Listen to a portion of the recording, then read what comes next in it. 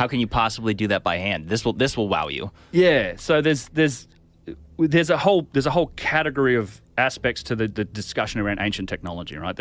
And I have to be kind of careful about what you say, oh, it is or it isn't, because in reality, we really haven't analyzed that many artifacts. This vase work that we've done, first one we've actually taken a look at, that core, that's the first one and the only one that's really been analyzed.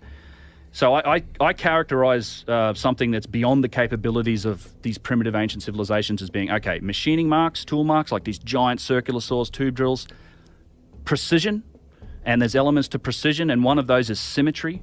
And there's been some interesting studies done on the faces of giant statues. One in particular is the face of Ramses. There's a statue at Luxor. They've since put the head back up. It's up now 30 feet in the air on top of the statue, but it used to be on the ground. And it's perfect. It's this face here, but I wonder if you can find the picture of Chris Dunn. That's actually There's your video right there. Video's there as well, where I get into it. Website, but it's not that picture you're asking for. No, it's similar, but it shows other aspects of, well, the same radius of tool being used to cut. But what's interesting about the symmetry, it's perfectly symmetrical, left to right. Now, this isn't a feature in humans. No human is perfectly symmetrical, different nostrils, different eyeballs.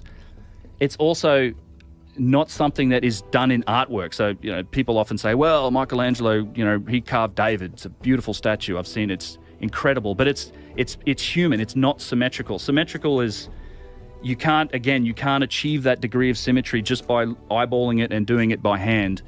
And it's also something that's not really human. I think some of these statues almost look a bit inhuman because of that symmetry when they're up there and they're staring at you, because it's mind-blowing to actually go and look at them.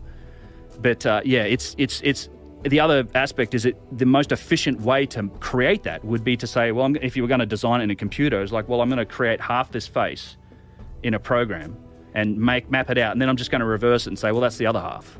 It's literally the most efficient way to do it, and that's kind of what we're seeing in some of these statues. Go back to that image, please.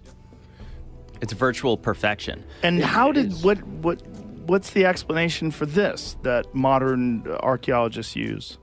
They did it by hand, right? They do it by hand. That's literally what they say. You just don't. They're not engineers and construction experts at the end of the day. That's the problem. So it's very difficult to engage them on those specific details.